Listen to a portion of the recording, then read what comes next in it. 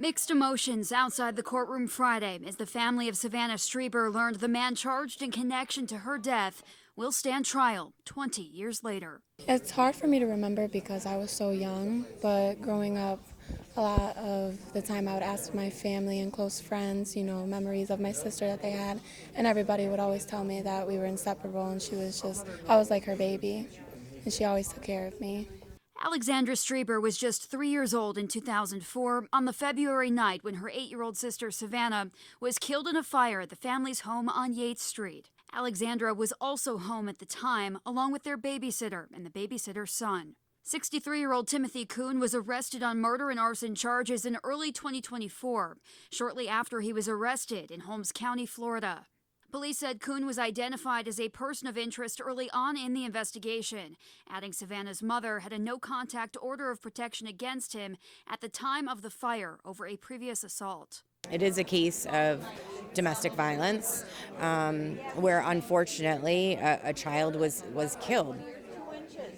Our theory here isn't an intentional murder. It's that the arson was intentional and that the killing occurred as the result of this intentional arson. So I think it just highlights the fact that domestic violence isn't just about what happens between two adults.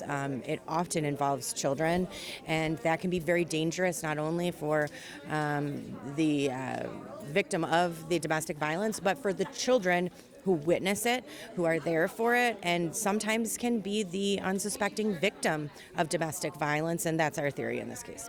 Savannah's older sister, Kelly Strieber, commends investigators with the Rochester Police Department who never lost sight of this case. Especially Detective Dave Joseph. I could not give them, and specifically him, enough thank yous and appreciation, because when Savannah's case was put on a shelf and it went cold, Dave made sure that he brought it back to light and did everything possible he could to investigate and not allow Savannah's memory to be forgotten. God bless. Even when we thought that there was no hope, even when our PD thought there was no hope, and he still every Christmas checked in on me, every one of Savannah's birthdays checked in on me, let me know he's still here, he's still fighting, he has not forgotten, and I'm forever grateful for them.